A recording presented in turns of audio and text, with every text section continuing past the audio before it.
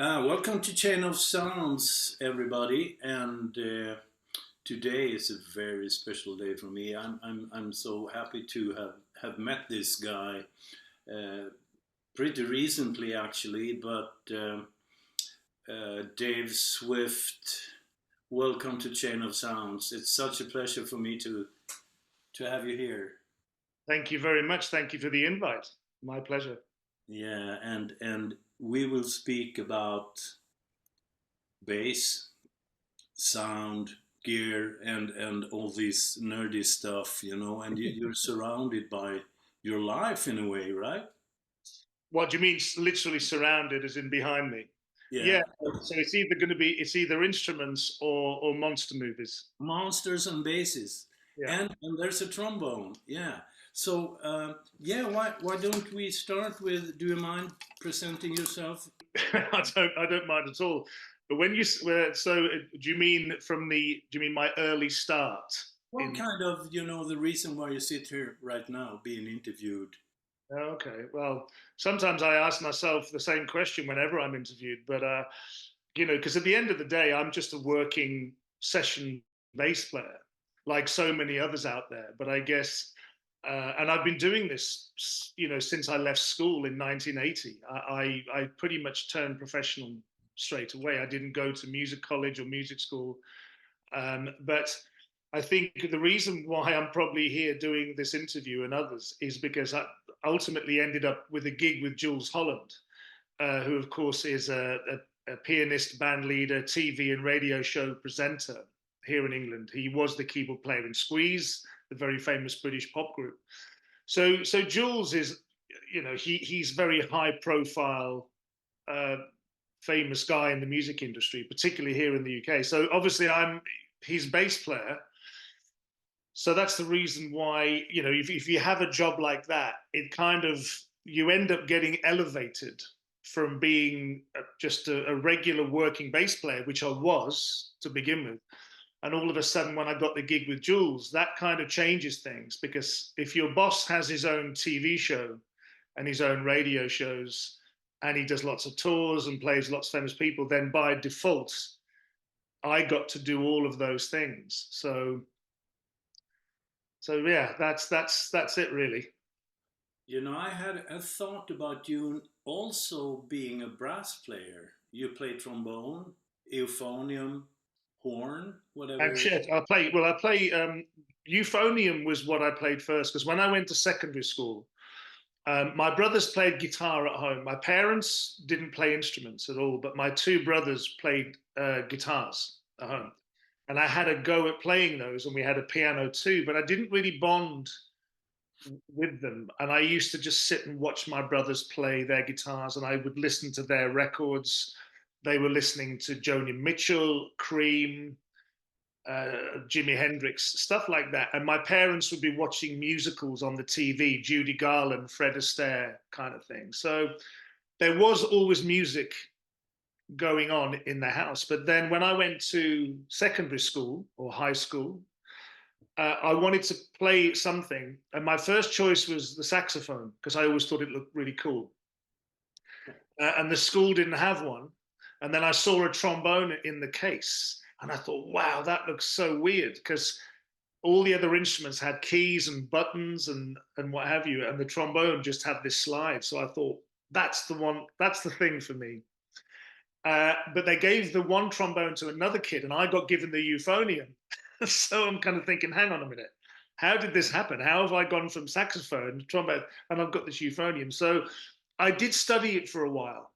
I did have lessons on it, but because it wasn't the instrument of choice, so my heart really wasn't in it that much. But eventually, I got to play the trombone when I was about 14, and I had my own trombone teacher who is still with us, a guy called Phil Johnson. He's just retired recently, but he was my main trombone teacher and put me through the grades, my trombone exams, and really helped me with the whole reading music, and put me into all these bands at a local music school. So I was playing in a wind band, a brass band, concert band, big band, orchestral, everything. I was playing every kind of music imaginable.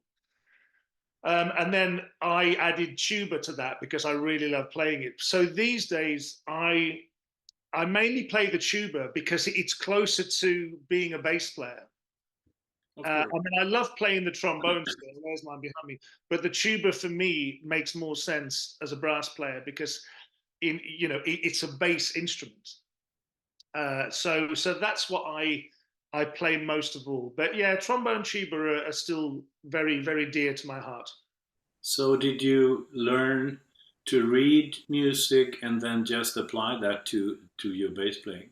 Exactly that. Exactly. Uh, I Because I sang in a choir for a long time. I was always in the school choir, and I was in a church choir for 10 years, from when I was 10 to when I was 20, and I loved that. I loved singing in the choir, and it was funny because as your voice changes, I joined as a treble, and then went to sing alto, missed tenor out completely, and sang in the bass section. So the irony is, I was singing bass lines before I was playing them. It didn't happen so much later. But you're absolutely right. With my training on the brass instruments, I could already read very, very well before I even picked up a bass. So by the time I took up the bass, which is when I was 15, we had a school band, and we formed an offshoot of that. We wanted to do some more jazzy stuff, and we had all the instrumentation other than the bass player. So I volunteered, and the first thing I did when my eldest brother went with me to buy a bass guitar from the town centre. It was a Fender. It was like a Fender Precision copy. It wasn't a Fender, but it was a P bass copy, and it was a K. It was the make of it. well, Um, Weighed a ton. This thing was just so ludicrously heavy, but at least it got me started. And then my trombone teacher saw me playing the bass at school one day, and he sort of said, you should take up double bass as well. Because if you decide to do this as a job, which I hadn't been thinking about, I didn't even know it was possible to have a job as a professional musician. He said, if you take up double bass as well, you'll get double the work. And he was absolutely right. So within weeks of buying a bass guitar, I got a double bass, but I was self-taught because I couldn't find a bass teacher.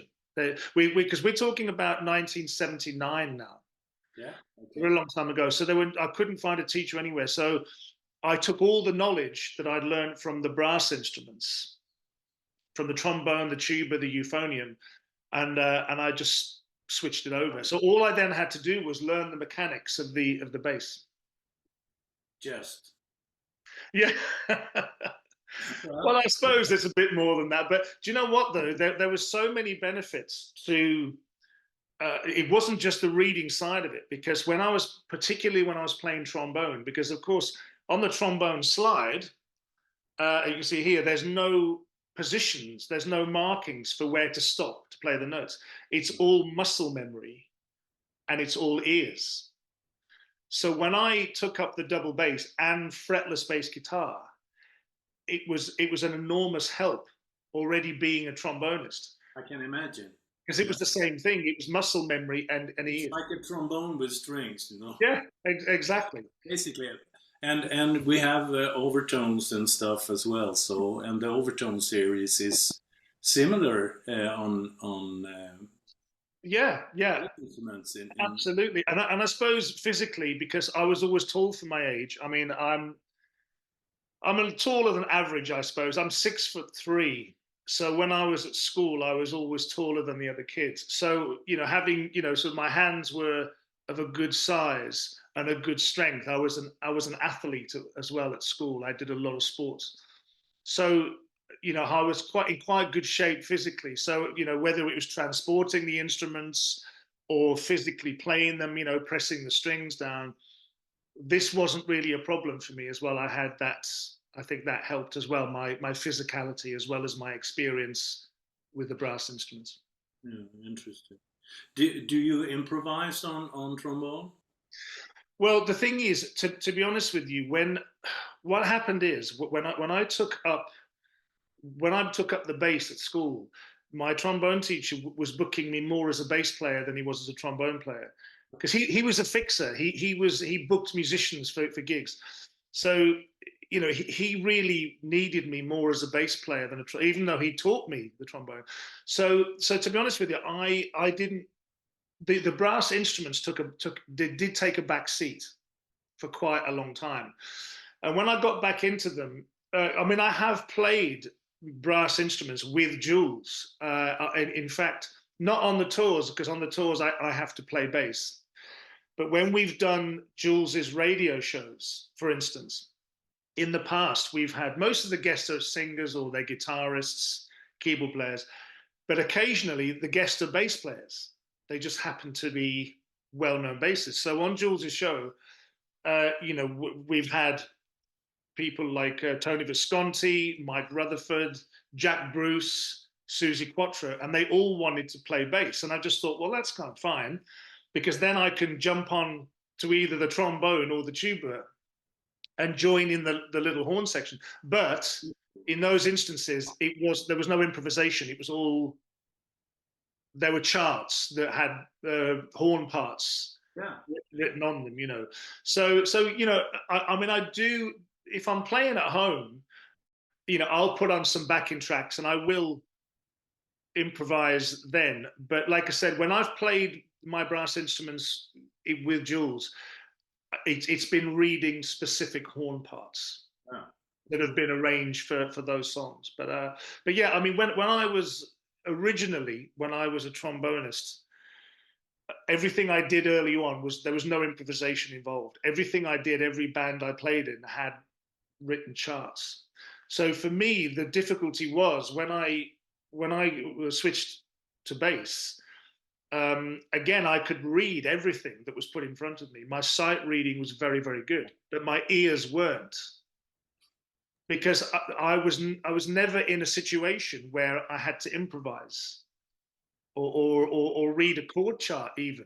It then took me some time to get my ears together, my improvisational skills. That came later on, whereas there's a lot of players now, they start off playing by ear, and that's all they do. And then the difficulty there is, if they get given a piece of music, then they struggle with that. But I did it the other way around. Improvising is not always taking the stand and play 4 choruses of a bass solo.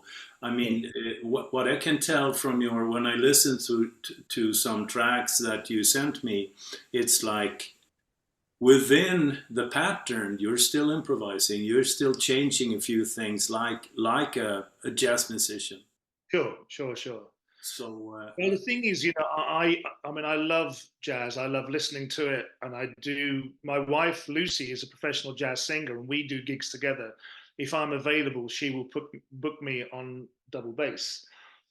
But yeah, you're absolutely right. The irony is, I started off my career only reading written notation, like 100%. Yeah. And these days, I hardly ever get presented with a written chart. I mean, I do my own charts. I do a lot of transcriptions myself. You get a lead sheet, more or less. Yeah. You'll just get a chord chart, and you might get a few notes. You might get a sampled bass line, or you might get a few phrases that you have to play along with other members of the band. But yeah, the irony now is I have to improvise more than I've ever had to do in my life before. Whereas I started off very regimented. You must read this. This is what you have to play, and it's great. It's great to be able to do both. What kind of gear? What kind of stuff do you bring for a jazz gig with your wife? Okay, well, obviously I've always got my double bass with me, which isn't in the room at the moment. I've got 2 double basses. One that was made especially for me here in London by a guy called Roger Dawson, an amazing world-renowned luthier. Unfortunately, passed away a couple of years ago. But I've got an instrument that he made for me. And I've got my most recent double bass, which is 3/4. It's a Stentor bass, which is easier to transport and move around because it's it's 3/4 size. So yeah, so double bass. I use Perastro strings, which are made in Germany, and I prefer to use strings that are either real gut, plain gut strings, or gut strings that are covered, or synthetic core strings. I don't like playing metal strings on a double bass Okay. because I don't like the tension of them or the sound. So I always use Perastra, but usually gut or synthetic strings. And I've got a Fishman full circle pickup, which I've used for decades on there. Now the thing is, amplification wise, I mean, I use Bergantino amplification, their amps and their speakers. The only thing there is that a lot of the venues that I do when I play jazz with my wife, they don't want you bringing in equipment through the tables and through the restaurant or whatever. Oh. So you're often expected to use the house gear that's there, which it's Whatever they convenient. have, you'll play whatever they have. Yeah, sometimes you just don't have any choice. And actually, some of the venues have house double basses as well, which is quite interesting because driving in London and parking in London is an absolute nightmare. And then taking a double bass on a tube train or a bus isn't ideal either. So luckily, a lot of the venues, including Ronnie Scott's Jazz Club, they have house basses there. Now it's very convenient. The only thing there is you know yourself, the setup of a double bass is so personal. The height of the strings, what they're made of, the type of pickup.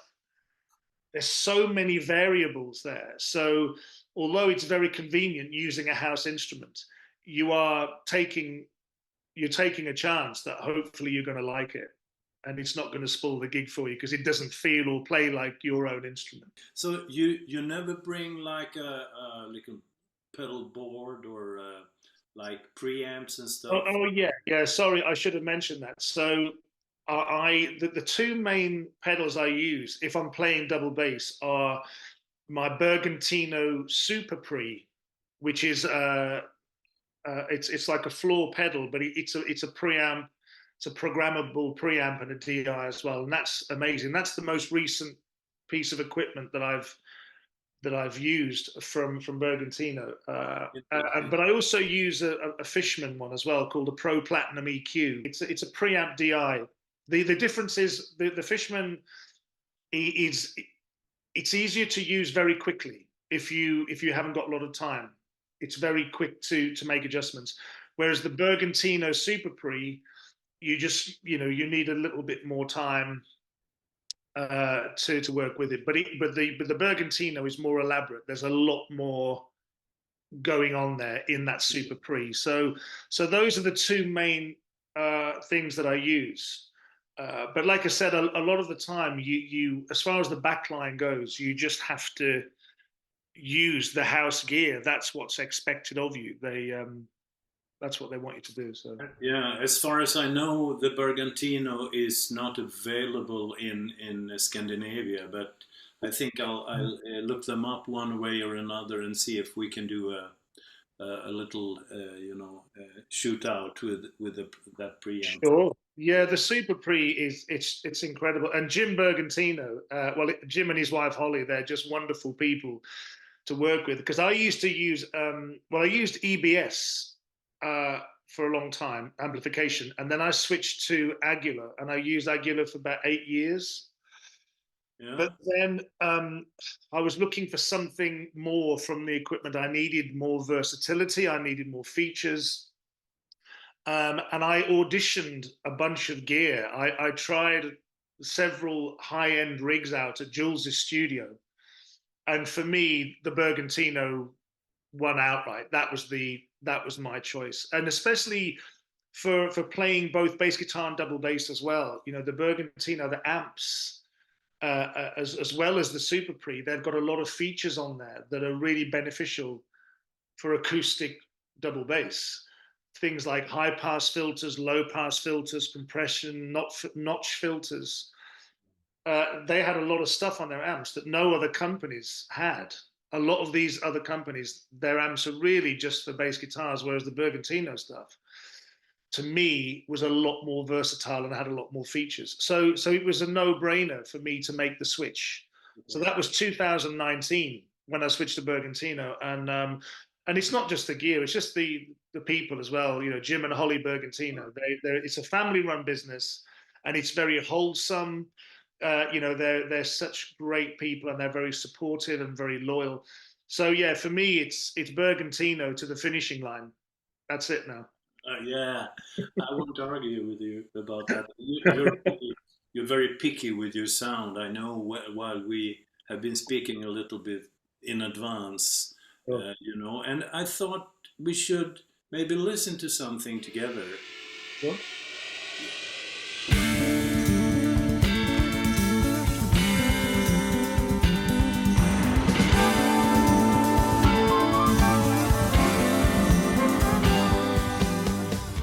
It's very guitaristic, right? So what did you use that on there on that recording?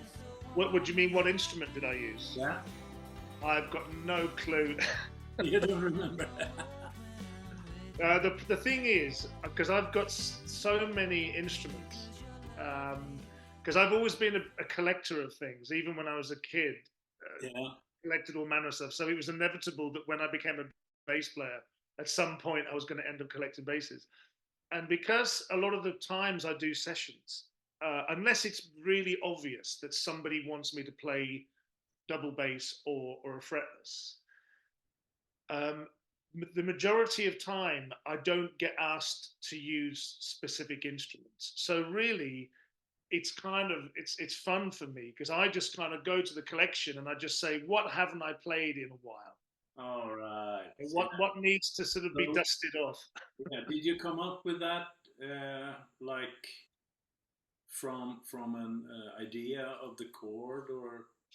Yeah, so I on that session, and I have to say, when I'm playing with Jules's brother Christopher Holland, who's that track that we're listening to, I get to be a lot more inventive and creative and flamboyant uh, with Christopher and his music because it's more kind of pop type music. Yeah.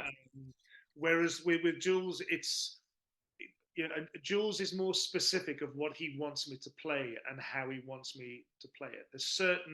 Okay.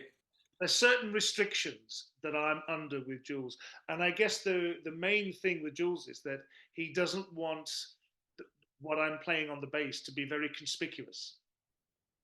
He doesn't want it to stand out too much and to take away from everything else. Whereas when I was doing that session with his brother Christopher, it was a different thing.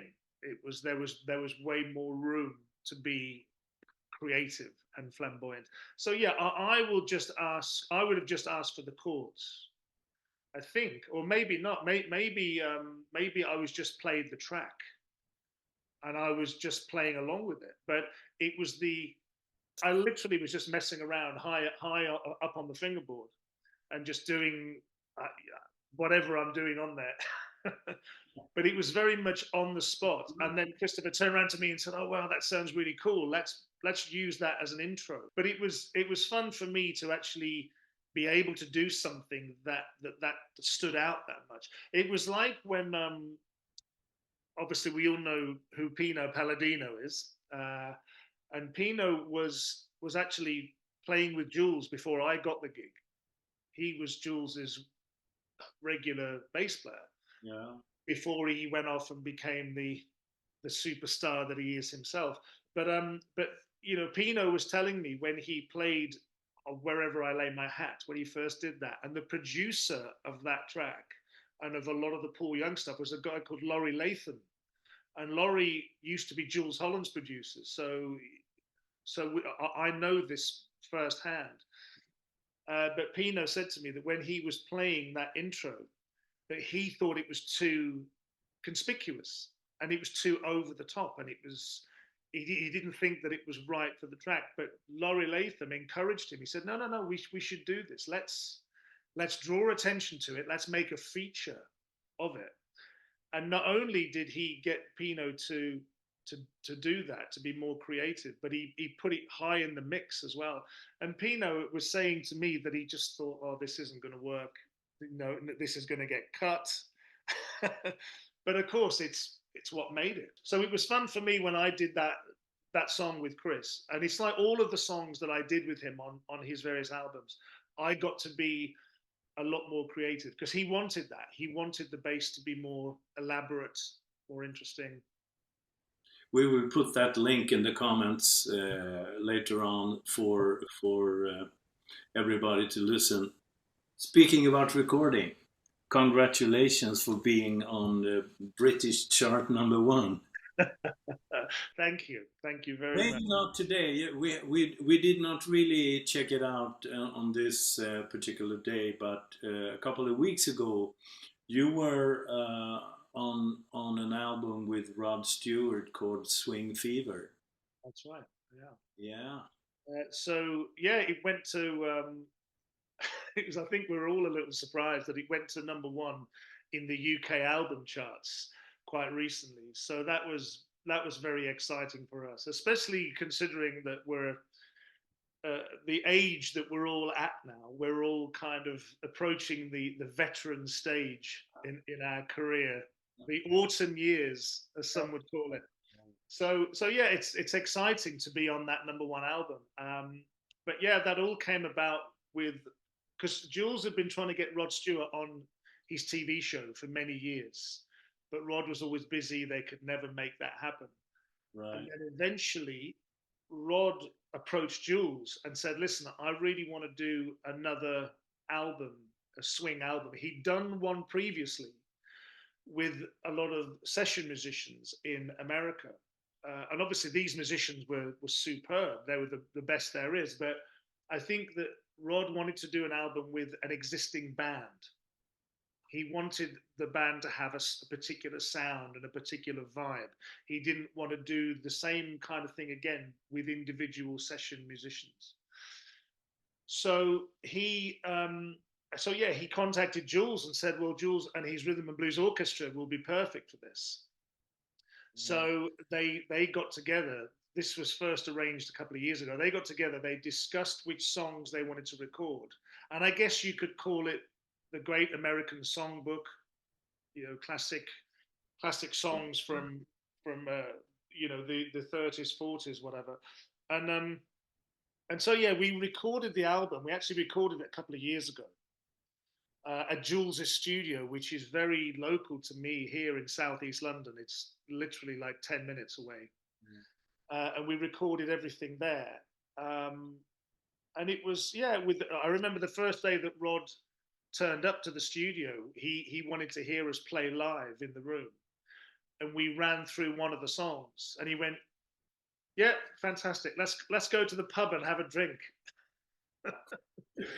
And I think obviously he didn't really mean let's go and have a drink, but I think that was his way of saying, "This is great. This is going to work out." We did a version of Night Train, which was kind of cool because Rod, again, that was just like a walking bass line, and it's a 12 bar really, but you know, Rod and Jools wanted me to play like a certain way, you know, certain registers of the double bass. And it was funny because we recorded it, and Rod had said to Jools, "Oh yeah, I love Dave's playing on Night Train.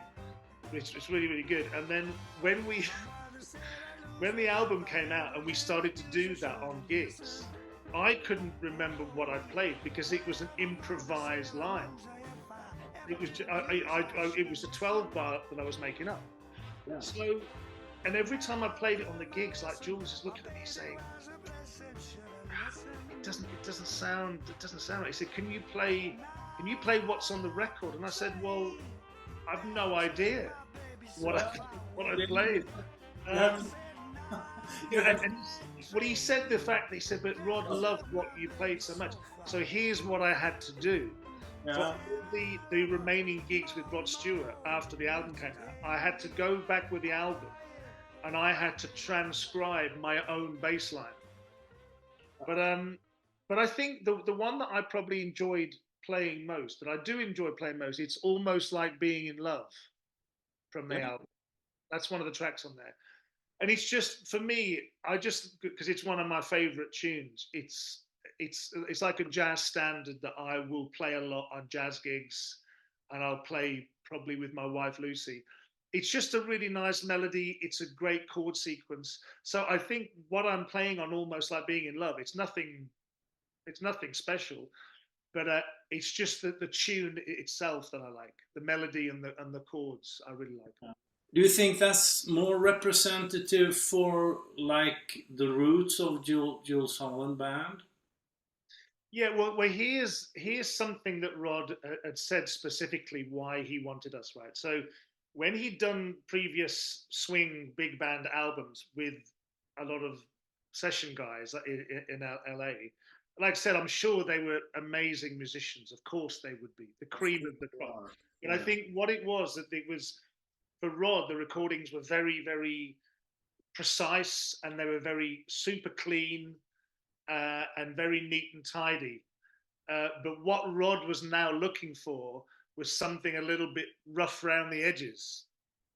He wanted something a bit more loose, a bit more organic, a bit more kind of with a R&B sensibility about it. Now, the interesting thing with the Jools band, we're all very, very different musicians in there. We're all from very different backgrounds. There's only me and the horn section that can read written music. The rest of the rhythm section are just play by ear. Yeah.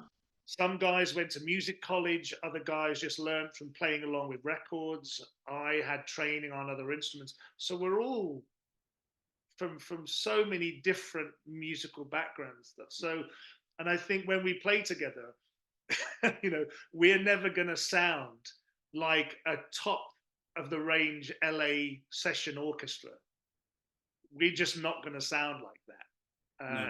No. And Jools doesn't particularly want that. He wants it to be more bluesy R&B, and that's exactly what Rod was looking for with this album. So even though we're playing these big band swing numbers, Rod wanted them to be played a bit more R&B, a bit more bluesy. Little more dirt and Yeah, dust. yeah, exactly. So, and that's really why Jools got the call. I mean, thank goodness that Rod was looking for that, and thank goodness we could deliver that. Else, otherwise, we wouldn't have got together.